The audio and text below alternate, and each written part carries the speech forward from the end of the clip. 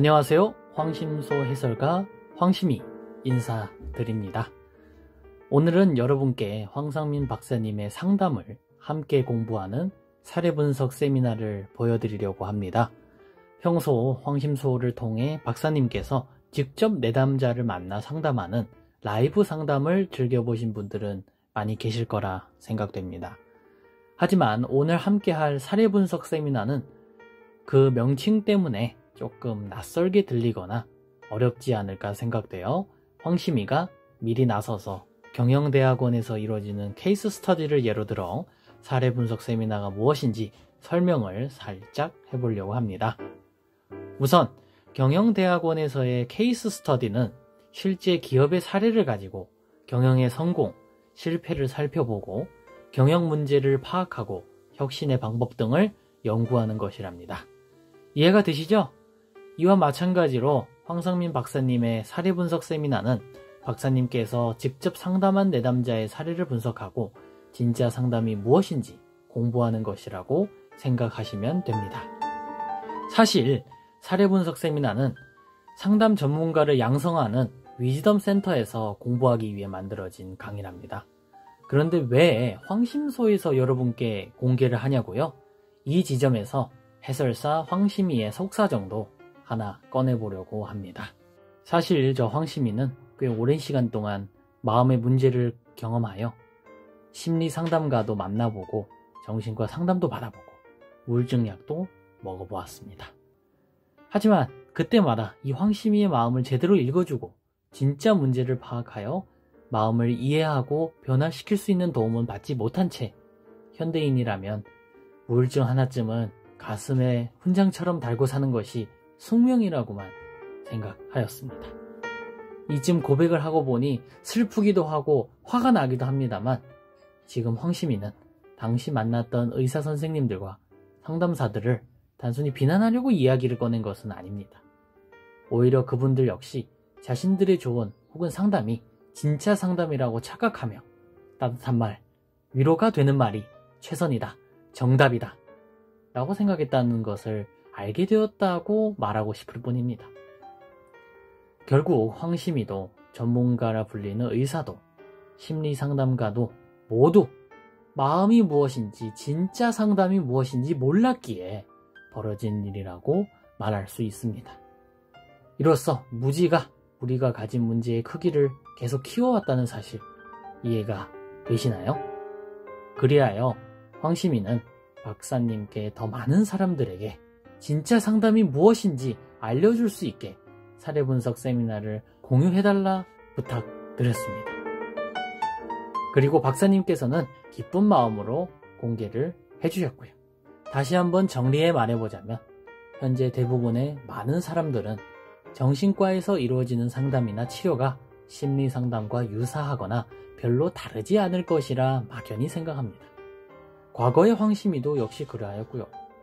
심지어 인기 있는 대중 정신과 의사의 경우 대중들에게 너무나 훌륭한 말씀, 뻔한 이야기를 전문가라는 타이틀로 포장하여 전달하고 있습니다.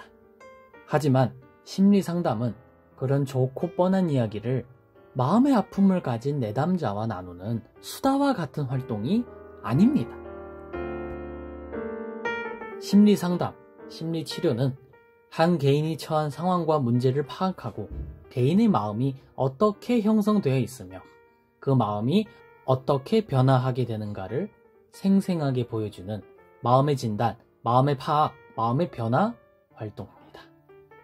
하지만 마음의 존재 자체를 인정도 하지 않는 정신과 의사들은 심리상담을 그냥 아줌마들의 수다 정도의 활동으로 보여주거나 알려주는 것이 현재 계속되는 상황이지요. 그리하여 심리상담 또는 심리치료에 관심을 가지고 계신 여러분께 이 부분을 조금 더 정확하게 알려드리기 위해 황상민 박사의 사례분석 세미나를 공개합니다. 여러분, 오늘 이 세미나를 직접 보고 들으시면서 진짜 상담이 무엇인지 확인하시고 한 발 더 성장할 기회를 가지시길 바랍니다.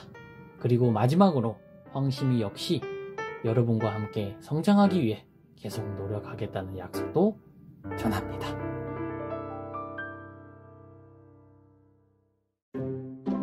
WPI 상담을 한다고 했을 때 항상 내담자가 어떤 상황에 있는 사람인가,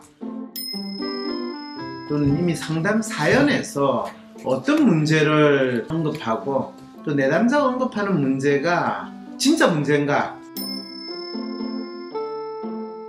아니면 본인 나름대로 문제라고 믿고 싶은 거를 문제로 생각을 해서 사연으로 이야기를 하는 건가, 그걸 여러분들이 직접 이제 상담을 하면서 탐색을 해봐야 되는 거죠. 자, 그러면 오늘 이 중학교 3학년 아이의 경우에 실제로 일반 상담 모델에서는 이 아이를 어떤 문제를 가지고 있고 이 아이의 문제를 어떻게 해결해 줬을 것 같은데, WPI 상담에서는 어떻게 상담이 이루어졌는가, 이런 생각을 여러분들이 동시에 하면서 아이가 처음에 어떤 문제를 가지고 상담에 왔는지 한번 저하고 같이 살펴보도록 합시다. 사연은 사실 본인이 보내야 되는데 어머니가 사연을 적었습니다. 그걸 제가 한번 여러분들한테 읽어드리죠. 박사님 안녕하세요. 상담을 신청한 이유는 중3인 딸 때문인데요. 아이가 사연을 써야 하지만 엄마가 알아서 해달라고 해서 제가 사연을 씁니다. 귀찮아, 엄마가 써! 이렇게 되는데 되게 중학생 자녀를 가진 엄마들은 이걸 기꺼이 또 해주더라고요. 저와 남편이 한참 문제가 많던 작년에 딸이 학교에서 1분 정도 겸기를 한 적이 있습니다. 옆반 남자애가 그 소식을 듣고 딸에게 마귀야 물러가라 말해서 상처를 받았고, 담임선생님께서 중재를 하여 사과를 하였고, 원래 문제가 많던 그 남자아이는 다른 학교 폭력 문제로 처벌을 받아 전학을 갔습니다. 아이고, 학교에서 약간의 왕따 같은 그런 경험도 당했다는 이야기입니다. 딸은 병원에 가서 검사를 받는데 지극히 정상이라서 추가 검사를 받을 필요 없고 심리적인 문제 같다고 합니다. 그 후에 몸을 뜨는 증상은 여러 번 있었지만 고개를 푹 숙이고 참아서 짝은 몇 번 괜찮냐고 물어봤지만 다른 아이들은 잘 몰랐을 거라고 해요. 딸은 친구 관계가 문제의 원인이라고 생각하고 저는 남편의 행동이 증상을 촉발시켰을 거라고 생각합니다. 미술학원 선생님 말로는 주 2회 미술학원에 가는 중에 1회꼴로 몸을 뜨는 걸 목격하셨다고 합니다. 아이디얼 휴먼 컬처인 아이라서 마음 편안하게 해주고 남편도 화내지 않고 잘 하려 하니 시간이 지나면 괜찮아질 거라고 생각했습니다. 요즘은 그림을 좋아하는 친구들과 함께 유튜브 만들기도 하고 컴퓨터 게임도 하고 밤늦게까지 보이스톡으로 이야기도 하기에 친구들과 잘 지내고 있는 것 같아서 다행이라고 생각했습니다. 이런 상황에서 딸이 저와 있을 때는 오한이 나서 몸을 잠깐 부르러 뜨는 것 같은 모습을 초기에 몇 번 봤을 뿐이라서 마음을 놓고 있었습니다. 하지만 며칠 전에 미술학원 선생님에게 전화가 왔습니다. 공모전 이야기를 하고 있는데 아이가 2분 정도 고개를 푹 숙이고 숨이 안 쉬어진다며 괴로워해서 조퇴시켰다고 하시더군요. 선생님이 보신 것 중 가장 많이 힘들어했다고 하네요. 그전에도 공모전에 경험 삼아 도전해보자고 했는데 아이가 너무 힘들어하는 것과 코로나 때문에 수업을 빠지게 되어 완성을 못할 것 같아 포기했대요. 이번에 다른 공모전에 대한 이야기를 하는 중에도 숨이 안 쉬어진다고 하는 걸 보니 미술을 잘해야 한다는 부담이 있나 봐요. 내가 실력이 없으면 어쩌지 하는 마음인 것 같아요. 자신의 정체성이 그림 그리는 사람이기에 괴로운 거겠죠. 어머니도 그래도 참 뭘 좀 아시네요. 뭐 이런 단어가 써가면서 중학교 3학년이 그림 그리는 자기의 정체성에 대해서 얼마나 생각을 할까. 미술학원에서 처음 힘들다고 운 건 지우개 안 쓰고 빨리 그리기 수업을 할 때였어요. 지우개를 못 쓰게 하는 게 너무 싫고 속도가 빠르지 않았어요. 선생님의 피드백도 스트레스 요인이었겠지요. 그래도 아이는 미술학원을 좋아해서 제가 픽업 못해주는 날이면 1시간 걸리는 거리를 버스 타고 혼자 갑니다. 자신이 원하는 대로 웹툰반으로 갔고요. 직접 티셔츠 도안을 만들어 옷에 다림질을 해서 입고 생각나는 생각을 그림으로 위트 있게 잘 표현하고 귀엽고 순한 아기자기한 캐릭터도 만들고 말로 표현하기 까다로운 감정은 만화로 표현하는 걸 볼 때면 제 기분도 좋아집니다. 그러네요. 하지만 칼이나 손가락 잘린 그림, 다른 사람이 뒤에서 수군대는 그림, 선과 악에 대한 그림 등을 그리는 걸 볼 때면 제가 무슨 말을 해야 할지 모르겠고 아이의 마음이 편하지 않나 보다 하는 생각이 들어서 제 마음도 불편합니다. 제가 반성하는 마음이 드는 건 수고했어. 알아서 척척이네. 고마워. 엄마가 잘 챙겨주지 못해 미안해.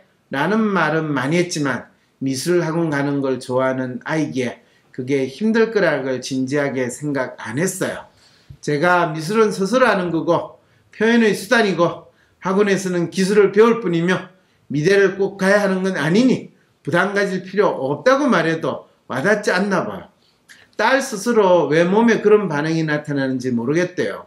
그렇죠. 본인이 뭐 어떻게 알겠어요. 자신이 뚜렛 증후군이 아닐까 걱정하고 있어요.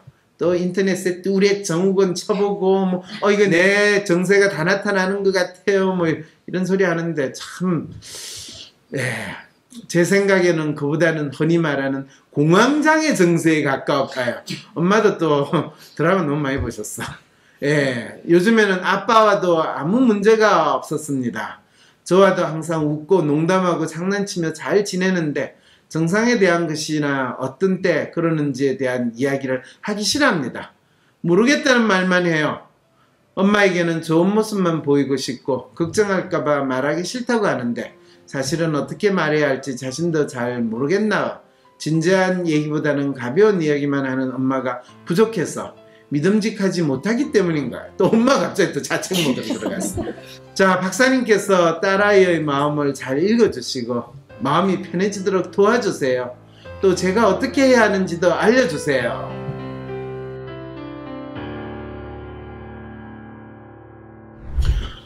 저에게 임무를 이렇게 딱 주시는 또 엄마의 사연을 받고 제가 상담을 하게 되네요. 어떻게 상담하면 될까요? 미술은 스스로 하는 거잖아요. 표현의 수단이고. 이게 맞아요. 그죠? 학원에서는 기술을 배울 뿐이다. 사실 학원에서 기술을 배우기는 무슨 기술을 배워요. 그냥 학원 왔다 갔다 하는데 애는 학원은 가야 되니까. 자, 그래서 이제 엄마는 스스로 하는 거고 또 표현의 수단이라고 그랬는데 학원에 가서 기술을 배운다라는 거는 여기서부터 이제 엄마가 말하는 기술이 뭔가에 대한 질문을 던져볼 수 있어서 그 다음에 또 미대를 꼭 가야 하는 건 아니니 부담 가질 필요가 없다. 엄마는 그럼 애가 대학을 안 가도 된다고 생각을 하고 이야기를 할까요? 꼭 가야 한다고 말씀 안 하시니까 가긴 가야 되지만 못 가면 못 가는 대로 내가 이해를 해줘야 되겠지? 이런 그럼 그 아이 입장에서는 그래 너 어차피 해봤자 대학을 못 갈 테니까 그냥 그렇게 용 쓰지 마 라고 받아들일 가능성은 있을까요 없을까요? 그럴 수 있겠네요. 그렇죠. 그러니까 이런 거를 뭐 앞뒤가 안 맞는다는 표현. 엄마도 나름대로 열심히 이야기는 하는데 본인 이야기가 애한테 어떻게 받아들일지. 근데 저는 이게 학원에서 기술을 배우는 게 납득은 되거든요. 그림을 이제 아무거나 찍찍 선만 그는다고 그림이 되는 게 아니라 그래도 어느 규칙에 맞게 해주는 그 기술은 필요하잖아요. 제가 글을 쓰려고 해도 최소한의 문법과 말의 뜻은 맞게 쓰는 것을 알아야 되는 것처럼 학원 선생님이시라서 이런 이야기를 하는 건 우리가 이해는 해야 돼요. 네, 근데 학원을 안 다닌 저 같은 사람은 학원에 가면 자기 표현하는 것이 죽으면 죽었지 결코 살아나지 않는다라고 믿는 저 같은 사람한테는 다르게 받아들여지죠. 아니 근데 최소한의 기술은 배워야 되는 거 아니냐라는 말씀을 드리는 거예요. 그러니까 최소한의 기술을 배워야 된다라고 믿는 이유가 뭐예요? 뭘 이렇게 따라 그릴래도 선 같은 거, 뭐 제가 미술 하나도 안 배워봐서 모르겠는데. 그렇죠. 그래도 그런 것들은 배우면 좀 내가 표현하는 걸 좀 효과적으로 할 수 있게끔 효율적으로 뭐 그런 걸 알려주지 않을까 싶은데. 선 긋는 거부터 연습하고 그러게요. 그러니까 기본기라고 하는 게 있지 않을까. 그렇죠. 국어도 학원 가서 배우고 영어도 학원 가서 배우고 수학도 학원 가서 배워야죠. 그죠? 기본을 갖추기 위해서는. 그죠? 꼭 학원을 가서 배울 필요는 없겠지만 그걸 가르쳐주는 곳 중에 하나는 학원이 아닐까. 그런 면에서 그렇죠. 굳이 근데 뭐 학원 선생님 입장에서는 이 학원에 가서 배울 필요가 있다고 주장하는 건 맞으니까. 아니요, 절대 아닙니다. 학원에 가서 배울 필요가 있는 게 아니라 그냥 그런 기술은 배울 필요가 있지 않겠느냐라는 건데 그 중에 하나가 학원일 수 있지 않겠느냐 뭐 이런 말씀을 드리고 싶었던. 저 상담할 때 예. 이 학원에서 배우는 거에 대해서 뭐라고 이야기한 내용 혹시 읽어봤어요? 네. 학원 가서 배우는 거에 대해서 뭐라고 제가 이야기를 하던가 이 아이한테는. 그냥 남한테 예쁘게 보일 수 있는 그림을 그리는 걸 배우러 가는 곳이다 라고 말씀하셨어요. 그랬어. 그러니까 네가 많이 괴롭다. 왜 이 이야기를 하느냐 하면요. 실제로 이 친구가 아이디얼리스트거든요. 아이디얼리스트 성향의 사람이 누구한테 배우는 거는 참 힘든 일이에요. 본인이 괴로워요. 근데 남한테 배우면 좀 빠른 건 있잖아요. 좀 효율적으로. 아이디얼리스트는 남한테 배우는 거는 자기를 학대하는 방법이기도 해요. 로맨한테는 그게 상관이 없는데 네. 아이디얼리스트는 진짜 괴로워요. 근데 너무 고통스러운 과정을 거쳐야 되잖아요. 그냥 쉽게 배울 수 있는 거를. 로맨은 혼자서 배우는 걸 힘들어하는데 아이디얼리스트는 혼자서 하는 게 너무 좋아요. 아, 그 좌충우돌하고 여기저기 삽질하고 이런 과정을 본인 스스로가 즐거워하고 그런다고요? 네. 아. 그렇죠. 지금 본인이 질문하는 거는 자기 스타일이나 자기가 막연히 생각하는 것에서 벗어나거나 다른 사람에 대한 이해가 상당히 힘들다는 걸 지금 상당히 고통스럽게 표현하고 있는 거거든요. 예, 맞아요. 네. 네. 그러니까 그 다른 사람의 사례를 또 그 사례에 대해서 그 사람의 초점에 두고 이야기를 해야 되는 저 입장에서는 얼마나 더 고통스럽겠어요. 네. 네. 이제 그런 측면에서 특히 엄마가 이제 이 아이의 상황을 묘사하고 한 거가 실제로 아이가 어떤 상황에 있고 왜 이것이 괴로운 행태로 나타나는가를 있는 그대로 이해하려고 하는 것이 상당히 필요하겠죠. 특히 상담을 한다는 마음으로 먼저 접하게 되는 경우에는. 자, 그랬을 때 이제 이 사연을 보면 어떤 아이가 이 가만히 이렇게 뜨는 거, 경기 반응을 보이는 거. 근데 이 경기 반응이 좀 심하면 이제 거의 발작적인 에필lep시 같은 그런 형태로 일어나는 경우도 있는데 그거는 대개의 경우에 아주 스트레스가 많이 쌓이는 경우에 있을 때 거의 간질 발작하듯이 일어나는 그러고 나면 상당히 충격이 좀 크죠. 아이디얼리스트 성향의 아이가 아이디얼리스트 만빵인데 지금 에이전트 바닥이거든요. 그리고 컬처는 상당히 높아요. 그리고 셀프하고 매뉴얼이 바닥이면 이 아이는 자기 나름대로 뭔가를 하는 데 있어서 자기 생각이나 자기가 뭔가 나름대로 하고는 있는데 그게 성과가 별로 없고 또 자기를 표현한다라는 것에 있어서 엄청나게 힘들어하고 있고 어떻게 표현해야 될지도 모르고 또 뭔가 하기는 해야 되는데 상당히 부담스러워하는 이런 심리 상태에 있다라는 거 프로파일만 보면 벌써 이해를 할 수 있죠. 그럴 때 이 아이한테 무슨 이야기를 해줄 수 있을까요? 또는 이 사연 자체가 어떻게 받아들여지나요? 아이들은 누구를 따라야 한다거나 어떤 틀에 맞춰서 해야 하는 게 힘든 것 같아요. 예, 힘들어요. 학원 다니기 전에 그림을 보면 다 더 잘 이해할 수 있을 것 같아요. 이 아이 그림의 에센스가 기술과 큰 관련이 없음을 알 수 있지 않을까 합니다. 그렇죠. 사실 이 아이의 그림 자체를 기술적인 부분이다 라고 이야기하는 것 자체가 만화 그리는 애들한테 기술적인 거를 이야기하는 거는 그 아이가 가진 만화의 특색이 없어지는 것을 뜻해요. 그래서 학원 가서 기술적인 걸 배운다라고 생각하는 것 자체가 그림 그리는 거에 대해 이해가 전혀 없는 분들이 주로 그런 막연한 생각을 해요. 그림을 기술로서 그린다라고 생각을 해요.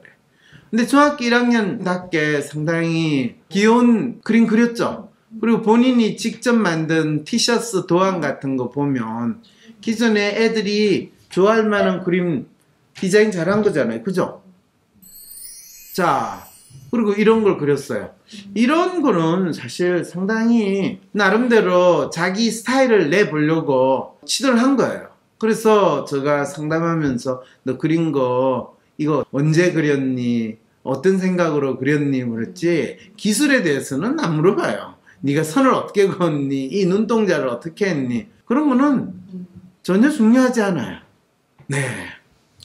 자, 그 다음에 또 이제 여기서부터는 얘의 스타일과 얘의 이미지가 그림에 조금씩 반영이 되기 시작해요. 예, 자기의 또 다른 모습으로 자기가 상상을 해서 그렸을 수 있었겠죠, 그죠? 예. 이제 진짜 이제 만화 그리는 거를 좀 따라하고 웹툰을 좀 따라해보기 시작하는 그런 걸 시도를 하고 있는 거예요. 그리고 잘 그리네요. 잘 그려요. 네, 네. 자, 이제 이게 이제 엄마가 상당히 계기하고 좀 싫다, 무섭다 이렇게 하는데 이게 이제 중학교 3학년 때나 네? 미술학원에 가서 그린 거. 그렇죠. 미술학원에 가서 특히 만화 취향 또 저런 거를 애들 보고 그리라고 하고 또 저렇게 그리면 좀 뭔가 독특하게 뭔가 특색이 있는 것처럼 이 이야기를 하고 또 그러니까 그걸 조금 따라하고 또 애들 사이에 그림 그릴 때 좀 어필하기 쉬워서 조금 더 충격적인 걸 그려요. 미운 백설공주 뭐 이런 거. 저 그리는 것도 분위기가 다 있어요. 정체성이 있네요라고 할 때 이 정체성은 뭔가 자기 정체성을 드러내보려고 노력을 하는데 학원에서는 그 정체를 알 수 없는 입시 그림으로 몰고 가요. 홍대 앞에 미술학원 앞에 가면 저거 비싼 거 엄청 많이 걸려 있어요. 자, 이런 상황이 있는 애한테 여러분들은 어떤 이야기를 해줄 수 있을까요? 잘 그리네. 괜찮네. 문제 없네요. 계속 그리도록 하면 되겠네요. 이러면 되나요? 그림을 입시 미술을 하지 말고요. 입시 미술을 하지 않고 자기가 그냥 그리고 싶은 거 그리게 엄마가 재료 다 사주고. 입시 미술을 한다라는 생각 자체가 어쩌면 우리 스스로 통념적인 거에 가둬지는 거거든요. 사실 그림 그리는 애들 대학 간다고 입시 미술 학원에 다니는데 그거가 사실은 그 아이가 대학을 갈 찬스를 더 떨어뜨리면 떨어뜨리지 결코 높이지 않는다라는 거를 대부분 부모들이 몰라요. 그런데 애를 학원 안 보내고 미대 시험에 집어넣겠다라고 하는 강큰 부모는 거의 또 없거든요. 입시 상담도 해주잖아. 어느 대학에 지원하면 될 것 같아 뭐 이런 식으로. 그러면 그걸 상담해주는 학원 선생은 지 아는 대학교 몇 개, 그거가 최고로 좋고 나머지는 이 정도면 거기 못 가. 그러니까 여기에 가. 여기에 맞춰서 이거를 그려. 이런 식으로 입시 상담을 해준다는 거야. 그럴 때 이 아이가 어떤 스타일을 가지고 있고 이 아이가 이 시험을 본다고 했을 때 어느 학교에 가가지고 어떤 식으로 시험 볼 것인가를 전혀 생각을 안 하는 거예요. 그냥 막연히 지가 주워 들은 거 어느 학교는 이런 스타일이야 어느 학교는 이런 스타일이야 그 스타일에 끼워 맞추는 거 마치 스펙을 맞추는 그렇게 되면 될 거다라고 믿는 식으로. 그런데 대부분의 애들이 그렇게 하면 붙을 확률보다는 떨어질 확률이 훨씬 높아져요. 왜냐하면 대학에서 학생들 작품 보고 실기 점수 매길 때 애들이 몇 시간 동안 그린 실기 그걸 보고 점수 매기는데 한 작품에 어느 정도의 시간을 쓰는지 여러분 혹시 생각해 보신 적 있어요? 10초에 30초 정도. 1분 많이 써야 1분 쓸까요? 많이 써야 1분 쓴다는 거 아시겠죠? 30초 이상 넘어가기가 힘들어요. 또 아니 그러니까 그 입시 담당하시는 학원 선생님도 어떻게 보면은 제대로 된 컨설팅을 하고 계시는 걸 수도 있지 않나요? 제대로 된 컨설팅, 어떤 컨설팅을 해야 돼요? 그러니까 그 합격할 수 있는 기준에 맞는 그림을 그리는 법에 대해서. 여기서부터 합격할 수 있는 기준이 있다라고 믿는 것 자체가 이 착각을 하고 있는 거예요. 그러면 그 학교에서는 어떤 기준으로 선발을 하고 있는 거예요? 본인이 백화점 가서 네. 물건 살 때 예를 들면 여러 가지 종류의 백이 있는데 본인이 백 하나를 고르면 고를 수 있잖아요. 그죠? 그렇죠. 그럼 본인이 마음에 딱 드는 백은 딱 보면 가격이 비싸요? 싸요? 비싸요. 비싸죠. 네. 근데 본인이 에이 그래 이걸 하나 사자 하면 그거는 딱 고르면 그거는 가격이 어때요? 뭐 적당한 선에서 맞춰질 것 같은데요. 그렇죠. 그죠? 네. 근데 왜 본인 마음에 딱 드는 거는 딱 집으면 가격표 보기도 전에 집었는데 가격이 비쌀까요? 보는 눈은 똑같거든요. 보는 눈은 똑같아. 그 말은 다르게 이야기하면 좋은 게 눈에 띈다라는 거거든요. 좋은 게 눈에 띄고 좋으니까 비싼 거예요. 그 말은 뭐냐면 그 비슷비슷하고 많은 것 중에서 눈에 띄는 거는 다른 것과 다른 특색이나 차별성이 있다는 거예요. 어느 하나 주제에 두고 글을 쓰고 그림을 그리라고 그랬는데 딱 보면 얘가 웬만하면 뭔가 좀 특이하네 라는데 눈이 가고 그게 점수를 더 주게 돼 있다는 거예요. 그런데 뭘 맞춰요, 맞추기는. 그러니까 자기답게 그린 작품에는 누구든 눈이 가게 돼 있다라는 말씀이신가요? 그렇죠. 그게 너무 틀에서 벗어나가지고 괴이하거나 아주 불쾌한 감성을 자아내면 그거는 좀 고민을 해요. 그런 경우에는 보면 놀랍게도 점수를 아주 잘 받거나 아주 못 받거나 격차가 커요. 그건 어차피 나중에 2차 채점으로 넘어가게 돼 있어요. 희한하게도. 그래서 좋은 거는 어린애도 안다 라는 상황이 된다는 거죠. 자, 그런 측면에서 다 고만고만한 애들이 고만고만한 수준에서 시험을 볼 때는 자기 나름대로의 특색을 가지고 반응을 하는 게 어차피 선발될 가능성은 훨씬 더 높아지지 떨어지지 않는다는 거예요. 그러니까 이제 이 아이 같은 경우에 특히 아이디얼리스트 같은 경우에 기본적으로 자기가 웬만큼 혼자서 수련을 하던 뭐 어디서 배우든 간에 하면 그 아이의 특색이 충분히 나타날 수 있어요. 그런데 그 아이 스스로가 자기에 대한 믿음이 있어야 돼요. 그렇지 않으면 상당히 괜찮은데 이상한 부분에서 이상한 짓을 해가지고 마지막에 고민하다가 던져버리게 되는 그런 결과를 초래할 수도 있어요. 감성을 건드리는 게 연습으로는 안 되는 작업인가 봐요. 그래서 그 감성을 건드리지 않도록 연습을 해야 되는 거죠. 약간 독특한데 너무 튀지 않도록 하는 것. 특히 이런 선발할 때는.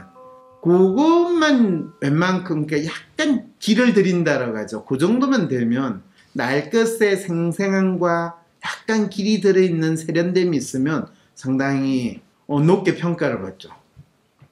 요즘에 이날치 그 동영상 그걸 지난주에 여러분한테 그 동영상을 언급을 받고 소개를 받았어요. 그래서 황심선수 좀 이렇게 좀 만들면 안 되냐 그랬어. 제가 그런 애들 같은 감성은 없어요. 저는 차라리 그 반대로 나가서 좀 더 진지하고 좀 더 분명하게 하는 게 맞지. 뭐 일반적으로 B급 감성이라고 이야기하던 헐리우드 감성이라고 그러던 하는 그 방법보다는 어쩌면 좀 더 봉준호 감독 같은 스타일의 치밀함을 더 가져가는 게 저 스타일에 맞을 것 같아요. 라고 생각했던 게 제가 어떤 상황에서 나의 캐릭터가 어떻게 드러나고 또 그것이 뭐 상담을 통해서 드러나거나 아니면 황심서 같은 유튜브를 만들 때 고민하는 이런 이슈거든. 그럼 그만큼 치밀하게 만든다는 건 그만큼 품이 많이 들어가는데 자, 그럴 만한 에너지를 내가 어디에서 끌어올 것인가 이런 고민도 있는 거죠. 자, 그런데 이제 아이디얼리스트이기 때문에 이런 생각을 해요. 내담자의 배경 및 내담자가 인식하는 상황.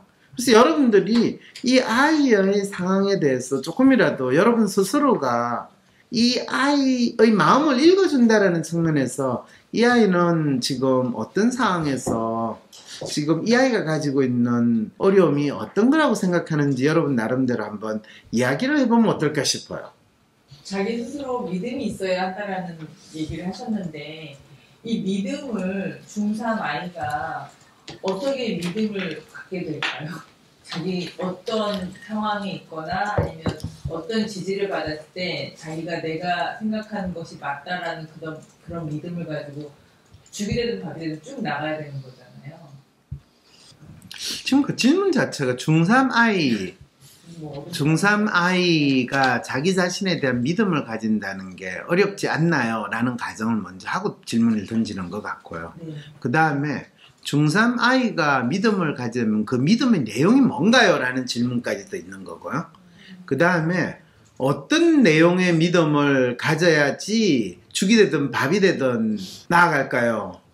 그러면 떡도 될 수 있는데 그럼 일단 쌀에 대한 믿음의 내용을 가져야 되겠네요. 무슨 쌀을 썼냐 뭐 이런 식으로 질문을 하면 이 질문 자체가 정확하게 뭐에 대한 이야기를 하고 있는지가 상당히 애매하다는 거 아시겠죠? 이랬을 때 중3 아이가 자기가 학교에서 생활하는 데 있어서 경기 반응을 일으킬 정도로 힘들어하고 미술을 하면서도 자기가 충분히 잘하고 있는데 또 자기가 그리는 걸 뭐 공모전에 나가든 학원에서 그리든 나는 이렇게 그려 라고 충분히 마음먹고 낼 수 있는데 이 아이는 그거에 대해서 걱정을 하고 자기가 못하지 않을까, 심지어는 자책하는 이 상태에 있는데 어떻게 하면 아이가 자기가 그림 그리는 걸 즐겨하면서 자기를 자책하지 않고 또 내가 이것을 계속하면 대학 가는 것뿐만 아니라 나의 삶이 그림 그리는 걸 통해서 충분히 잘 만들어질 수 있을까요? 이렇게 질문을 하면 제가 답변을 할 수 있겠죠, 그죠? 그게 제가 하고 싶었던 질문. 그렇죠, 맞아요. 그럼요. 진짜. 네. 지금 이 아이가 현재 부닥치고 있는 상황에 대해서 어떤 걸 자기 문제로 생각하고 있는가, 이거에 대해서 아이는 그걸 어떻게 해결할 수 있나요? 예를 들면 경기를 하거나 몸을 뜨는 현상이 있고, 근데 그게 심리적인 문제라고 이야기했고, 그런데 아이는 친구 문제라고 생각해서 뚜레 증후군은 아닐까? 뚜레 증후군 뭐 당연히 아니겠죠. 근데 보통 우리가 아이가 뚜레 증후군이라고 이야기를 하든 틱이라고 이야기하던 본인이 심리적으로 스트레스를 느끼거나 또는 본인은 느끼지 못하지만은 아이가 스스로 자기가 어떻게 할지 못할 때 신체적으로 반복적인 행동이 나타나는 거는 얘가 스트레스를 가지고 있다라는 건데, 다행스럽게 여러분들은 프로파일을 딱 보는 순간 얘가 느끼고 있는 어떤 심리적인 부담감이 뭐라는 거를 알 수 있잖아요. 뭐예요? 미술 학원을 가게 되면 제일 먼저 네가 그린 그림에 대해서 그냥 그걸 빼버리고 내가 가르치는 거를 흡수하라고, 그러니까 그대로 배우라고. 그렇죠. 그러면 이 아이 입장에서는 자기 자신이 인정받기보다는 뭔가 기준이나 틀에 자기가 맞춰야 된다니까. 그러면서 약간의 자책도 있고, 또 그게 자기가 진짜 하고 싶은 일인지에 대해서 상당히 갈등하는 이 아이디얼리스트의 문제를 원단으로 봉착하게 될 거거든요. 그런데다가 더 안 좋은 거는 얘가 충분히 지금 잘 그리고 있고 괜찮게 그리고 있거든요. 중3애가 이 정도 그리면 됐지 뭐. 특히 입시학원 같은 데는 중3애를 마치 고 3학년 애들 입시하는 거 그 기준에 맞춰라고 주장을 하게 되면 아이 입장에서는 자기가 잘 그리고 싶은 마음이 없어져 버려요. 그때부터 그림 그리는 거는 중노동이 돼버리는 거예요. 그래서 어디서 거기에 대한 해법을 찾을 것이냐 하면 아이가 셀프가 상당히 떨어지거든요. 그리고 진짜 잘 그리는 애거나 자기 그리는데 자신이 있으면요, 선생님한테 그래요. 선생님, 제가 선생님이 말씀하시는 그 조건을 따라가기보다는 제가 그리도록 내버려 두시면 안 될까요? 아니면 엄마가 나서가지고 선생님이 많은 걸 얘한테 전수해 주시려고 그러시는데 안 그러셔도 되거든요. 얘는 그냥 얘대로 하도록 내버려 두면 안 될까요? 뭐 선생님 혹시 그것 때문에 선생님이 얘한테 신경을 더 쓰시게 된다면 다른 학원을 보낼 수밖에 없고요. 이렇게까지 이야기하면 어느 선생님이 뭐라고 그러겠어요. 근데 아이가 로맨이나 리얼이면 그렇게 이야기하면 안 돼요. 리얼인 아이한테는 저는 뭐라고 그러냐, 너 다른 거 생각하지 마, 너가 창의적으로 뭔가를 하려고도 생각하지 마, 그냥 선생님이 주는 포트폴리오 그대로 너가 뺏기기만 하면 돼. 그거를 열심히 뺏겨가지고 네 거를 만들면 너 아주 잘하는 거야. 이렇게 제가 조언을 줘요. 그러니까 이 아이가 어떤 아이라는 거를 먼저 생각을 하고 어떤 게 얘한테 맞는가라는 거를 상담하는 사람 입장에서 고려를 해야지. 미술학원에 가니까 최소한 기본적인 거 테크닉은 배워야 되잖아요. 엄마는 휴먼이니까 그래도 학원에 가서 기술은 배워야지, 이 마음으로 보내고 있는 거거든. 애가 학원 가는 걸 좋아하니까. 왜 좋았냐 하면 자기하고 비슷하게 그림 그리는 애들이 모여 있으니까 심리적인 안정감을 가지고 있거든. 내만 이상한 애가 아니구나. 왜 다른 애들은 전부 다 국어, 영어, 수학만 하고 있는데 미술학원 가면 다 미술만 하고 있잖아요. 그래서 이거 해도 괜찮다라는 동질감을 맛보기 위해서 지금 학원 간다는 거, 엄마는 도저히 이해가 안 되거든요. 그림 그리는 게 좋아서 가는 줄 알아요. 그림을 좋아하는 친구들과 함께 유튜브를 만들거나 밤늦게 통화하는 등 엄마가 보기에 친구들과 잘 지내는 것 같고, 왜? 같은 동질감을 느끼는 애들하고 잘 지내요. 문제는 동질감을 느끼지 못하는 애들하고는 잘 지내기가 힘들다라는 거. 뭐 애가 좀 더 자기를 인정받고 싶으면 공모전에 나가기 위해서 또 준비하고 그거를 하는 것 자체가 부담스럽거나 싫다라는 생각도 있을 수 있는 거고, 아이는 차라리 직접 티셔츠를 도안에 만들고 입고 다니고 그걸 통해 가지고 나 이렇게 하고 있어 라는 거 자랑하는 거, 그거로 충분하거든. 그랬을 때 이 아이가 흔들리지 않고 또 스트레스를 안 받고 잘 살 수 있는 가장 좋은 방법은 너 지금 잘하고 있어, 너무 잘하고 있어 라는 이야기를 분명히 듣고 싶고, 그 다음에 자기가 꿈을 꾼다고 이야기하죠.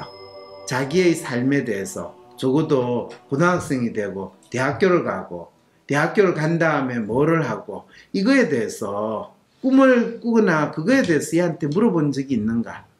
사실은 지금 상담 내용에 이 아이가 한 번도 생각하지 않았던 질문들을 제가 하잖아.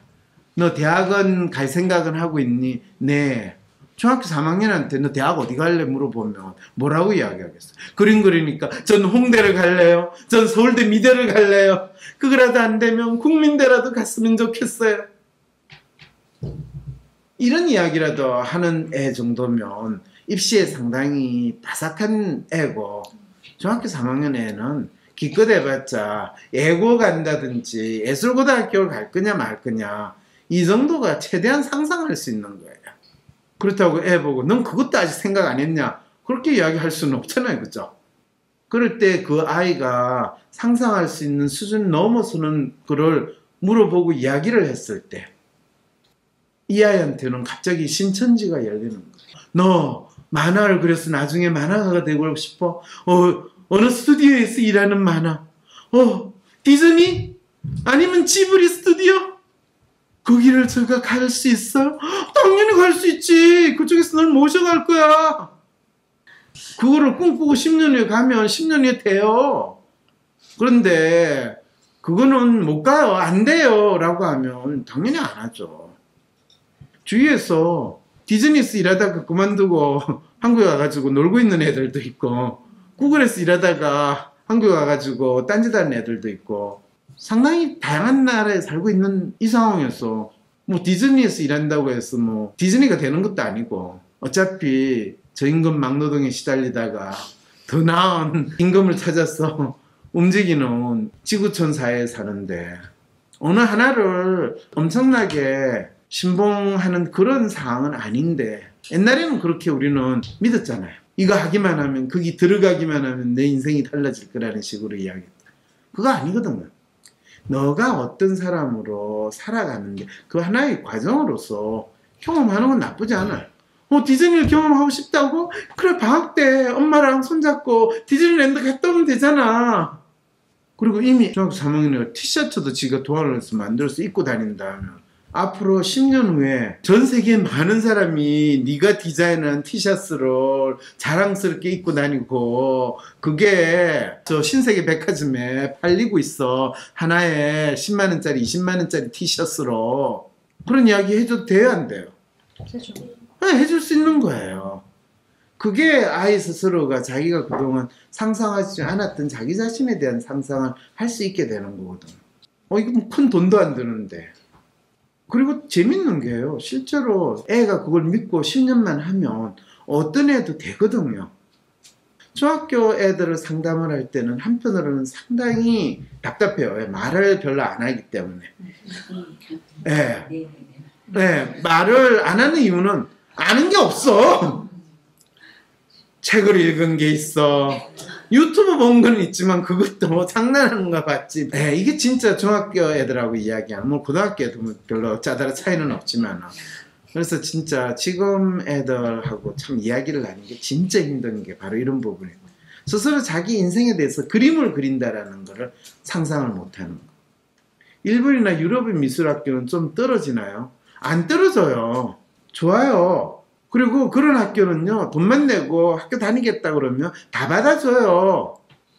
그러니까 대한민국이 진짜 희한한 나라가, 대학이 돈 내고 학교를 가겠다는데 너는 들어오면 안 되라고 하는 그런 희한한 그리고 그게 마치 그 학교에 엄청난 교육에 기회를 주는 듯이 만드는 그런 사기치는 나라가 대한민국이거든. 이 미국이든 유럽이든 간에 예술대학은 웬만하면 기본기가 있으면 다 입학시켜줘요. 어차피 공부는 지가 하는 거다. 아르헨티나는 붓도 안 잡아본 아이들이 많이 들어온대요. 미드를. 그렇죠. 예. 와서 배우는 거, 네, 와서 배우면 되는 거예요. 할 만한 의욕이 있으면 와라. 그렇죠. 되게 신기했어요. 저는 그 얘기 듣고. 되게 그게 맞는 거거든요. 이 예술가로서 산다, 예술을 즐긴다는 건 자기 삶이거든요. 그래서 우리처럼 4년제 대학에 예술하는 단과대학이 있는 거, 그것도 웃기는 짓이에요. 근데 또 한편 스승님이 그렇게 얘기하는데 평생 예술가로 살고 싶으면 너가 밥벌이 할 수 있는 직업은 따로 또 가져라. 그럼요. 당연히 그래야 돼요. 그리고 예술 작품은 평생을 해라. 그럼요. 돈은 다른 데서 벌면서 그렇죠. 해라. 일단은 생존하기 위해서는 그걸 자기가 생존하는 정도의 돈은 벌고 어느 정도가 돼야지 자기 스타일이 나타나는 그림이냐. 최소한 10년은 걸려요. 최소한 10년은. 그리고 그 전에 아까 같은 그런 어두운 색이 있고 감정적으로 혼란된 거, 그게 이 혼란된 시기를 겪어야 돼요. 그래야지만 안정되고 비교적 그 사람의 에센스가 나와요. 마치 조청 같은 거 하면 진한 액이 나오고 도라지 탈이면 진한 도라지 액이 나오는 그런 것처럼 그림이든지 글이든지 어느 정도 그 사람이 시간이 지나면 그 사람 느낌이 확 있어요. 여러분도 이제 저 글은 많이 읽어봤으니까 저 글을 읽으면 친숙한 글인데 보면 황모 씨구나 이렇게 느끼게 된 게 분명히 있을 거예요. 그게 저도 저 스스로 내 글이 스타일이 있구나. 나도 언뜻 있다고 보면 본 글인데 나하고 생각이 비슷한데 보면 내가 쓴 글이야. 그런 경우도 있거든요. 근데 그게 언제부터 시작되냐, 한 10년 전부터 됐어요. 그러니까 적어도 10년, 15년 정도의 기간이 지나야지만 그게 생긴다라는 거예요. 그림도 마찬가지예요. 음악 하시는 분은 뭐 말할 것도 없을 거고. 그래서 이런 수련을 하는 동안에 먹고 살아야 되는데 부모가 그럼 그걸 다 뒷받침해 준다. 그럼 어떤 문제가 발생하느냐 하면요. 걔 수련이 제대로 수련이 안 돼요. 네. 왜요? 치열함이 없거든요. 아쉬운 게. 그게 자기 삶의 문제로 접목이 안 돼요. 그래서 진짜 진정한 예술가로 거듭나기 위해서는 다른 짓을 하면서 먹고 살면서 그 활동을 놓지 않고 가야지만 진짜 나름대로 그 사람의 일부로 구현이 되는 거예요. 이게 예술활동인 뿐만 아니라 전 다른 모든 전문가로서 나아가는 직업활동은 기본적으로 그래야 된다고 생각이 들어요. 자, 그래서 엄마는 아이가 경기 반응을 일으키고 힘들어하는데 어떻게 하면 아이가 힘들어하지 않고 잘 지낼 수 있겠는가 라는 건데 이건 아주 간단해요. 아이가 중학교 3학년일 때 고등학교 3년을 지낸 다음에 대학을 가는 그 과정에서 자기 나름대로 꿈을 가지면 돼요. 근데 이 꿈이라는 게 뭐냐? 내가 남들보다 잘한다라는 거를 스스로 믿고 가야 되는데 그림 그리는 거를 웬만큼 진짜 잘 그리지 않고서는 자기가 잘한다고 느끼기가 힘들거든. 그리고 자기 또래하고 비교를 하면 상관이 없는데 자기 또래가 아니라 뭐 애니메이션이나 웹툰을 하거나 일반 그림도 마찬가지로 그 분야에 있는 거장이든 엄청 인기 있는 작가든 그런 사람이 이미 나름대로 잘하는 기준이 있으니까 얘는 아무리 지가 테크닉을 잘 그린다 하더라도 미숙할 수밖에 없어요. 아니 진짜 만화 그리는 애가 강풀 그림 딱 보고 나서 지 그림하고 비교를 해봐요. 그냥 찢어버리고 싶죠. 그래서 여기서부터 이제 자기가 마치 숙련된 그림을 그리는 사람으로서 엄청난 좌절감을 안고 시작을 하는 거예요. 평생에도 자기는 저거를 못 넘어갈 것 같다라는 그 상황입니다. 이런 애들 상담하러 오는 경우 많아요. 자기가 하는 그건 직접 지가 해봐야 돼요. 그럴 때 자기가 그냥 막연히 생각하는 거하고 해보면서 느끼는 거 그거는 상당히 큰 차이거든요. 근데 중학교 3학년 애가 우리나라는 그거를 대학교 들어가는 것만 생각을 하니까 자기가 있는 그대로 자기를 표현하고 지내는 것부터 시작해가지고 대학도 몇 개 대학을 애니메이션 운영하는데 거기 가면 어떤 상황이 벌어지느냐. 거기 들어간 애들 그림책 잘 그려요. 근데 그런 애들이 들어가면 내가 여기를 왜 왔나? 다 그렇게 반응을 하고 그냥 혼자서 얼마든지 배울 수 있는 거 마치 어려운 책 보고 그냥 교수가 떠들어대는 거 그걸 배우는 희한한 상황이 돼. 그리고 만화 그리는 애한테 그 교수가 가르치는 내용이 무슨 도움이 돼요? 그래 놓고 실제로는 그거는 직접 해봐야 되거든. 그럼 교수가 자기 프로젝트 하는데 애들 불러가지고 그 일 시키니까 애들은 그거를 하면서 자기가 배운다는 생각이 아니고 저임금 착취한다는 상황으로 들어가니까 더욱더 교수한테 잡혀가지고 끌려 들어가는 거를 도망가려고 하는 분위기. 그래서 학교를 중간에 휴학하는 애들도 되게 많이 생겨요. 저 근데요, 제가 애들 이렇게 가르쳐 보면 정말 애긴데 이거를 하는 애들이 있어요. 그러니까 자기가 알아서 뭔가를 될 때까지 해보고 그거에 대해서 안 되면 피드백을 받으려고 하는 애들이 이게 애기도 있거든요. 한 14살, 13살만 돼도. 그럼요. 아, 근데 그거는 나이랑 상관없는 거예요. 기질인가요, 그것도? 일종의? 타고난 건가? 타고났다라고 표현하기는 힘들고요. 그럼 그 각각의 사람마다 다 그런 거예요.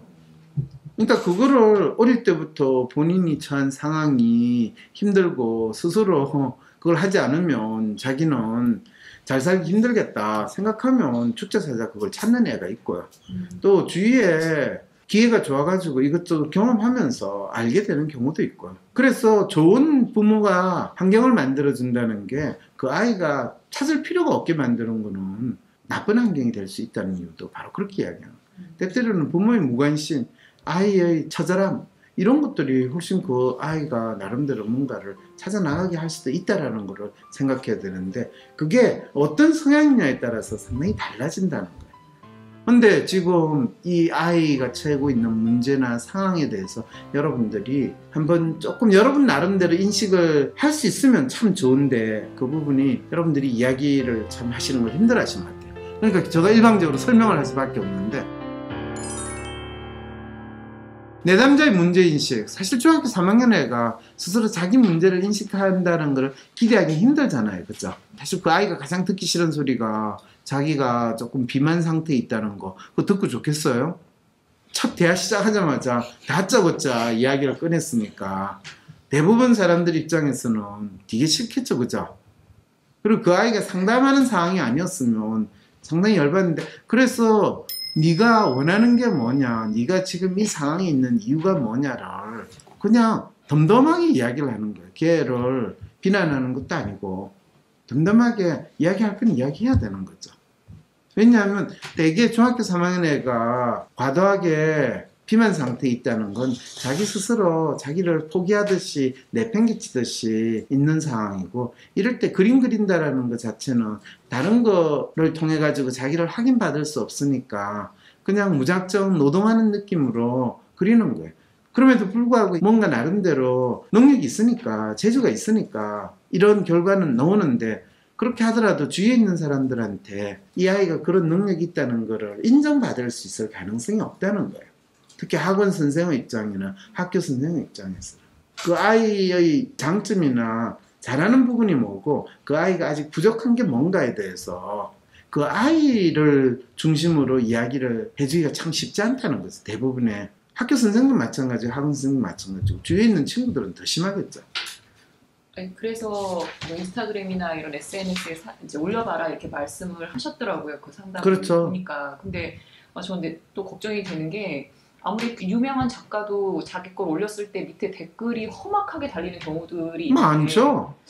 아이가 만약에 그런 댓글로 받게 되면 내 그림을 남한테 인정받지 못해서 이렇게 몸으로 안 좋은 게 나타나는데 댓글에 진짜 험악하게 막 달리면 그거 어떻게 그럼 그때가 세계랑 되는 건가요? 그거는 아이디어론 네. 자기한테 댓글에 험한 이야기가 달려도 별로 신경 안 써요. 그래요? 네. 그렇다고 진짜 신경 안 쓰는 게 아니라 내 딴에는 잘 그렸다고 생각했는데 누가 욕을 하면 이게 그 정도까지 멋있진 않나 보다 이렇게 생각을 하고 넘어갈 수도 있거든요. 내 근데, 재능에 대한 깊은 막 이런 게 아니라 근데 이 친구는 사실 그 정도로까지 확신이 없으니까 험한 댓글이 달리면 쇼크를 먹을 수도 있겠죠.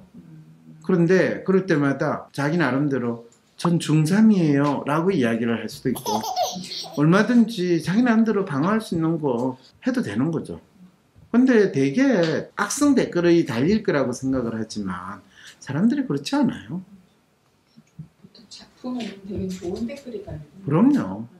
네. 아주 나쁜 마음 먹고 쟤를 내가 배를 하겠다라고 했을 때 들어와서 댓글을 다는 경우도 있을 수는 있지만은 그렇게 대놓고 사람들이 나쁜 소리를 안 해요. 사실은 너무 뻔한 좋은 댓글을 달거나 뻔하게 칭찬하는 게 있어서 그게 문제예요. 그래서 아이디얼리스트 성향의 사람들은 무작정 좋아요, 잘했어요, 멋있어요 이런 댓글 다는 거 아주 짜증나요. 네. 그러니까 꼭 그게 막 악플을 무시하라는 뜻이 아니라 그것도 자기 자신에 대해서 정확한 인식을 하게 만드는데 되게 중요하다는 거예요. 내담자는 자신의 문제가 무엇이라고 생각하는가? 중학교 3학년 아이기 때문에 자기 문제에 대해서 생각을 하거나 하는 게 쉽지 않다라는 게 일차적으로 가장 큰 문제죠. 그래서 이야기를 하다 보면 여러분들이 상담한 내용을 보면 이 아이가 진짜 어린 아이라는 걸 너무나 느끼는 거죠. 재능은 약간 있으나 자 그이가 그 재능을 발휘한다는 게 뭐고 애니메이션을 그려서 나중에 이 직업적인 또는 예술가로서 활동한다는 게 뭐고 그런 거에 대해서 전혀 상상조차 못했는데 그렇잖아요. 부모가 그거에 대해서 알려주지 않고서는 아이가 그거를 스스로 찾아보기가 참 힘들거든요. 특히 한국에서 인터넷에 가면 서로 애니메이션 그리는 애들이 얼마든지 서로끼리 이야기하는 애들도 있거든요. 그러면 뭐 지가 잘하든 영어든 못하든 영어든 영어로 막 그걸 이야기를 하다 보면 그게 커뮤니케이션한테 별 문제가 없는데 우리는 또 그렇게 하는 걸 되게 위축된 상황이잖아요. 그래서 한국 예술가들이 한국 바깥에 말로 커뮤니케이션 하는 거를 되게 힘들어해요. 그런 측면에서 보면 봉준호 같은 사람들이 세계적으로 그런 활동을 한다는 거는 엄청나게 영화라는 것 자체는 참 그런 측면에서 훨씬 더 글로벌라이저가 더 잘 됐구나. 또 우리 수준이 되게 엄청난 선진국 수준이구나. 이런 것들을 느낄 수 있는 건 아닌가 싶은 생각이 들어요, 사실. 그래서 문제에 대해서 내담자가 나름대로 가지고 있는 정답은 무엇인가인데 이 중학교 3학년 아이는 자기 문제가 뭔지도 모른 채로 자기를 학대하는, 자학하는 그 상태, 그리고 자기가 자학한다는 것조차도 사실은 느끼지 못하는 상황에 있다는 게 문제라는 거죠. 내담자가 가지고 있는 문제 해결 단서들도 찾고 또 그 단서를 기반으로 해서 문제 해결 방법을 찾는 것이 WPI 상담 모델에서 가장 기본적으로 이루어지는 활동인데 그게 구체적으로 어떤 의미가 있느냐? WPI 상담 사례 분석 세미나. 학원에서 경기 일으킨 우리 딸. 진로 고민 때문인 것 같은데. 학생인데 엄마가 우리 애가 문제가 좀 있는 것 같으니까 상담해 주세요.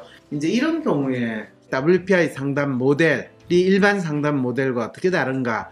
WPI 상담 모델하고 일반 상담 모델의 차이에 대해서 한마디로 딱 이야기하면 뭘까요?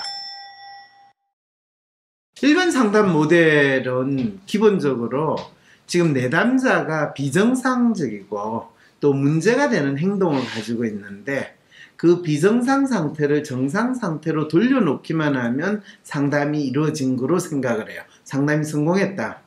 그런데 WPI 상담 모델의 기본적인 전제 또는 가정은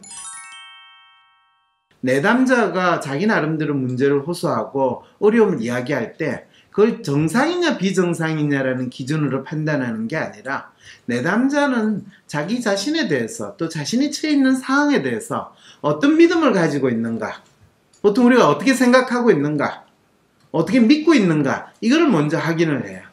그런데 우리 모두가 자기 자신에 대해서, 자신이 처해 있는 상황에 대해서 가지고 있는 믿음이 바로 나 자신을 힘들게 만들고 어려운 상황에 있다고 생각하고 살기가 참 편치 않다, 또는 내가 원하는 것을 내가 이룰 수 없다, 괴롭다 라고 생각을 할 때, 그러면 너가 진정으로 원하는 게 뭐냐, 그리고 너가 그걸 얼마나 간절히 원하냐, 너가 원하는 것을 너가 스스로 얻으려고 그러느냐, 아니면 다른 누군가가 그걸 너 대신에 해주기를 원하느냐, 이런 것을 확인함으로써 내가 진짜 바라고 원하는 것을 위해서 내가 어떤 행동을 할 것인가, 또 내가 진짜 바라는 게 무엇인가 라고 해서 자기 믿음의 정체를 확인하고 그 믿음을 바꾸게 되는 그 과정을 통해 가지고 진짜 이 사람이 가진 문제를 스스로 해결할 수 있게 하는 거.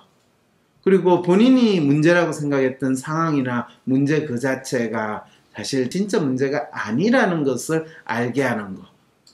그 과정에서 내담자라고 하는 그 사람은 자기가 어떤 사람이고 또 자기가 어떤 삶을 살아가고 무엇을 위해서 살아가는가 이런 것을 스스로 알게 되는 거.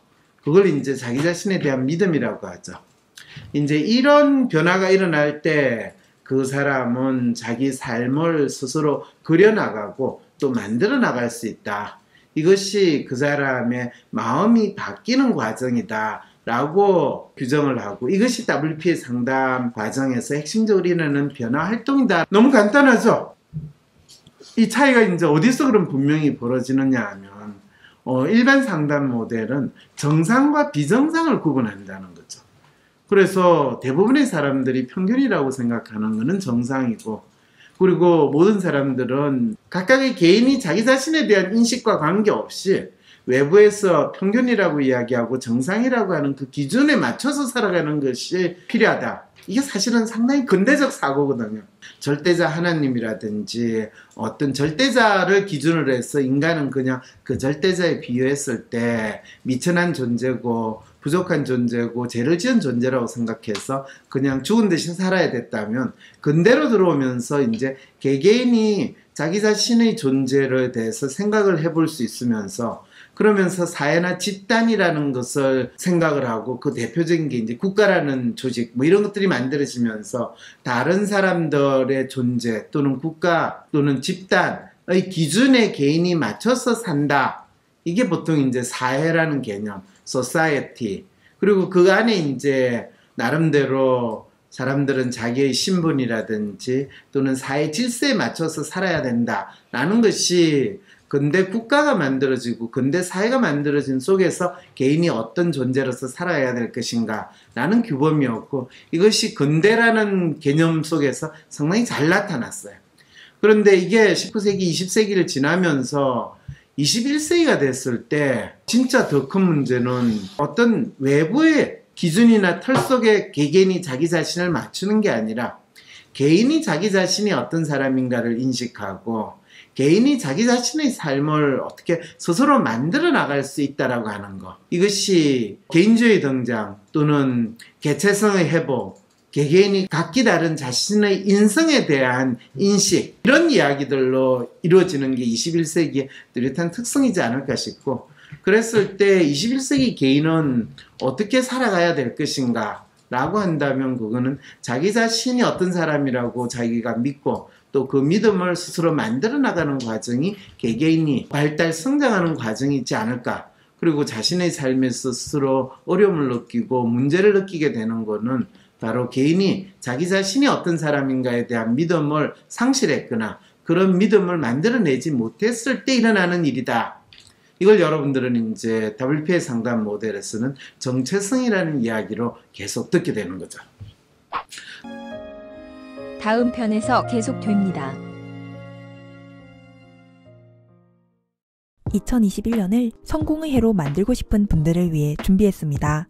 코로나로 폭망한 2020년은 보내고 2021년 인생의 성공을 만들고 싶다면 2021년 성공 프로젝트 캠프에서 황상민 박사님과 함께 개별 맞춤 새해 목표를 설정하고 실천 방안도 얻어가세요.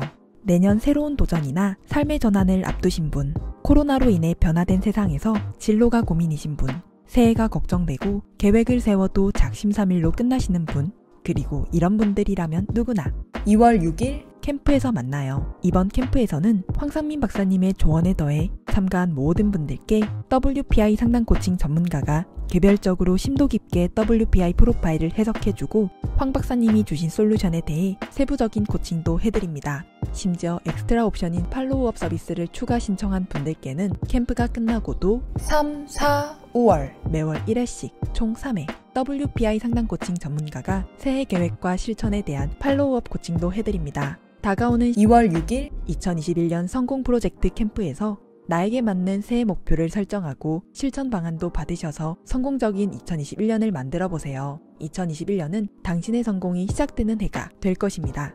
신청 문의는 위즈덤센터.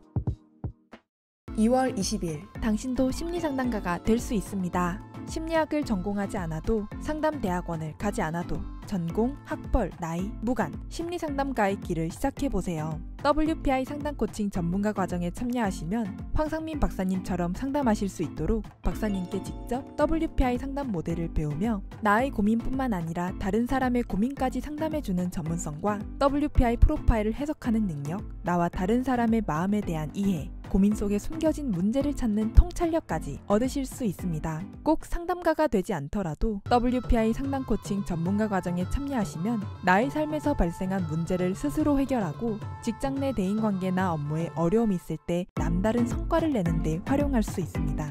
2월 20일 WPI 초급 과정 워크숍으로 시작하는 WPI 상담 코칭 전문가 과정을 통해 어떤 어려운 세상이 와도 내 길을 잃지 않는 지혜와 4차 산업혁명에도 유망한 심리상담가 직업에 도전해보세요. 유튜브에 WPI 상담 코칭 전문가 과정을 검색해보세요. 신청 문의는 위즈덤센터